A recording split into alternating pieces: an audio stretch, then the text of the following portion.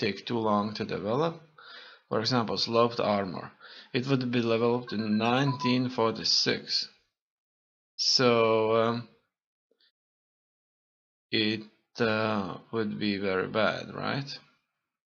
What I want to say is that these technologies, the timing for them kind of stacks up.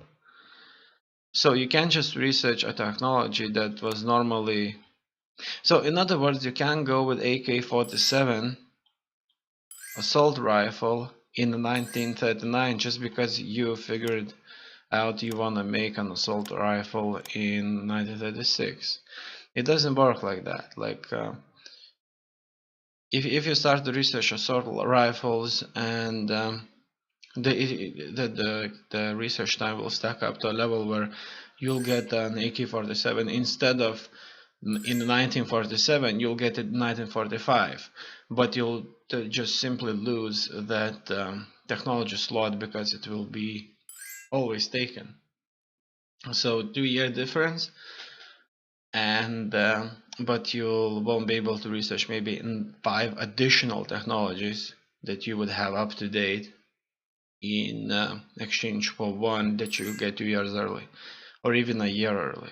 Of course, it may be a deciding factor in a war during World War II in AK-47, but when it comes to some plane technologies or whatever, it may not be a very deciding factor. And that's that. Now this was the weather map. Intel map mode is here.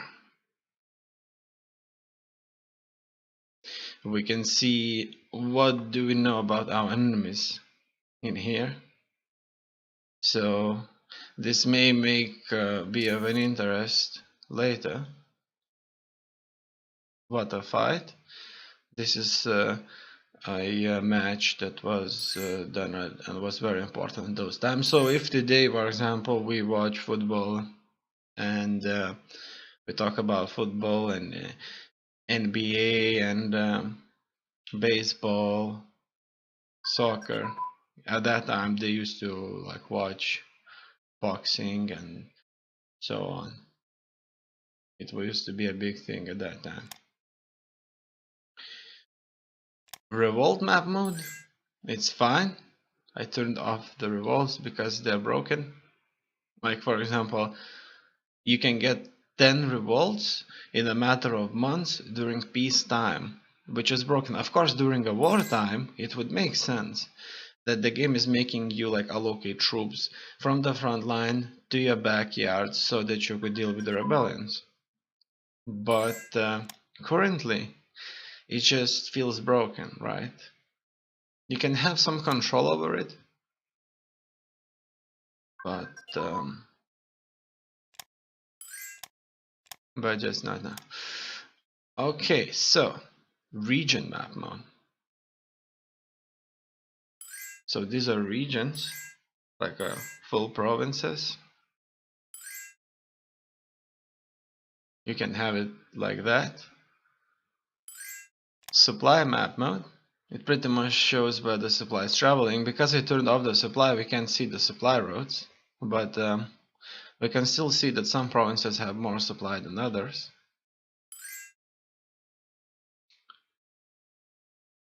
Now, infrastructure map mode. Well, as you can see, the infrastructure is not very well developed in Soviet Union. Now for Soviets, it's kind of fine because the supply is coming from Moscow region, really. It's the way the game is designed. It's maybe not really realistic because there would be supply depots all over the country, produced in various areas and whatnot, but in this game, the Moscow is the supply center. Like in this way, the capital is being shown as a supreme objective. So if you take the capital, like the country loses their supply point.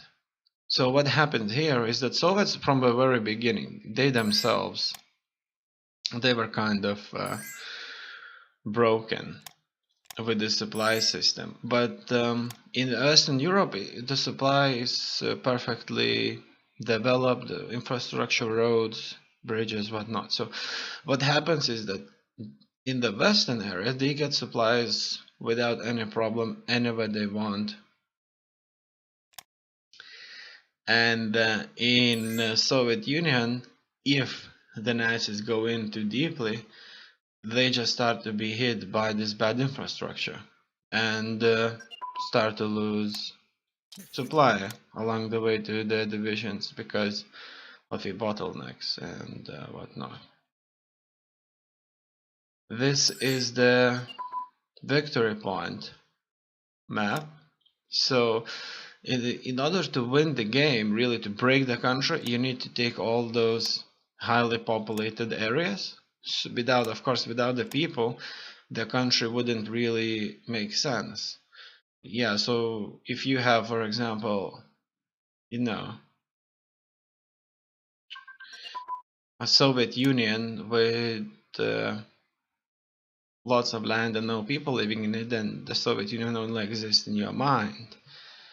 So if you take all the major cities and important areas, you pretty much make the country surrender unconditionally, and the surrender happens because the officers agree to surrender. So in other words, not the people that agree to surrender, it's the officers, because there are no people that would, object them. There are nobody's left. Everybody's either. So the Spanish Republic, Spanish Civil War has happened. Now the question is, can we interfere? It looks like we can in fact interfere. Relations with Spanish Republic changed by 20. Okay. Civil War intervention. And before that, I'm going to start building road network. Giving the following AC supplies money. Okay. I'm kind of up to that.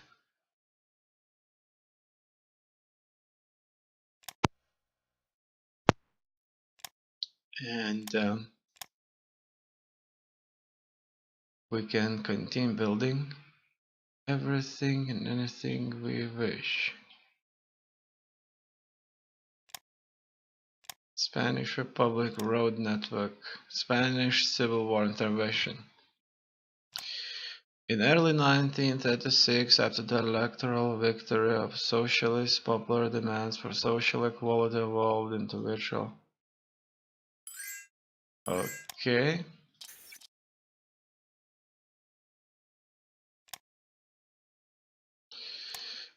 So we pretty much sent some troops and equipment to help these guys fight here in Spain. So the nationalists rebelled against the Republicans, and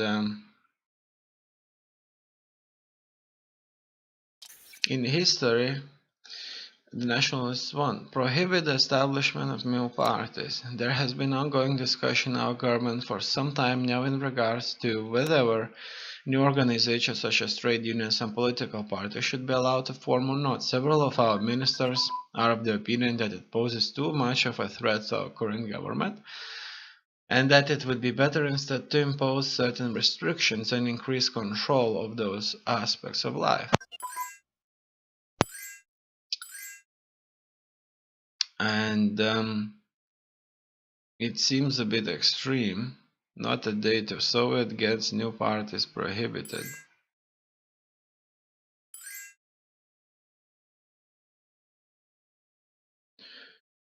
What should I do?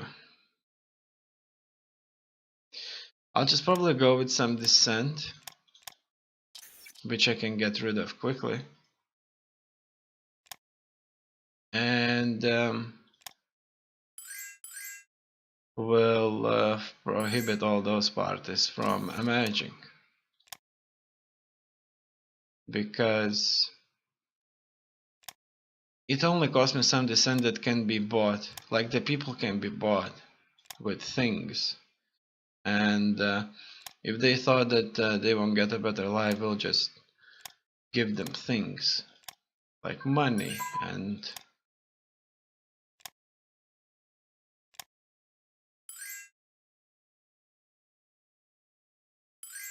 a great war analysis advance. Okay, great. Technology, operations, direct fire support, recon units, military armor unit training. Yep, we need things like that too. Yeah, so maybe I'm researching a little bit too much here and there, but it's fine. Yeah, probably I shouldn't focus that much on aircraft though. I'm just trying to have this seamless